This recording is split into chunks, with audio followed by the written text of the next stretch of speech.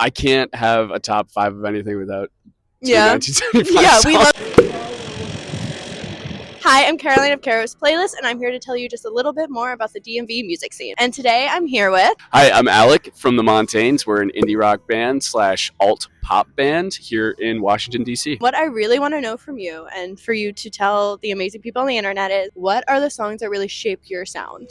I'm going to start in a bit of an odd place for me. I would actually go with All My Friends by LCD Sound System, and it makes sense in a second. It's something that my brother showed to me, Jack, the lead guitarist. There for me, when I first listened to it, in terms of style, because it's so drawn out, you hear this repeating, pulsating piano part, but the simplicity of having that just going through this whole song, and then you start to hear these really profound lyrics that come with it. All right, so going off of LCD Sound System, one of my favorite artists of all time draws a ton of inspiration from specifically their song All My Friends. The 1975, their song Sex is a huge influence for me and the band. They took a ton straight from All My Friends. So the first line is the exact same first line as on All My Friends. They kind of use the same sort of instrumentation in the sense that droning and like repeating piano note from All My Friends, they switched that to a guitar line, just hammering the same note throughout the song. It's really cool. I love the simplicity of it mixed in with like a lot more intricate stuff going on around it.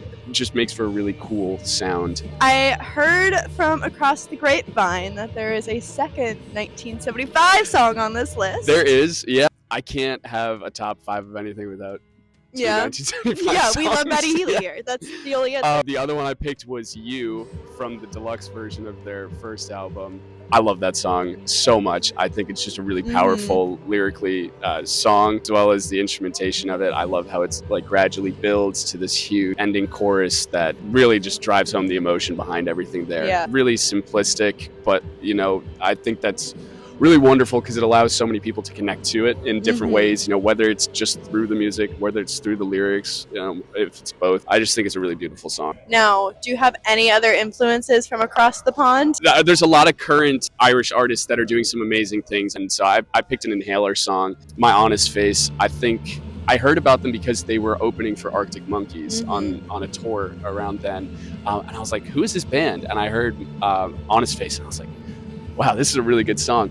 And it's really interesting because I listened to the rest of their album, and I was like, this one song doesn't quite sound like the rest of it. And as time's gone on, I actually think it fits in really well, but it's a really great rock song that mixes in a lot of, you know, 80s, and I don't want to say U2 influences since it's his dad, and I know that he hates that.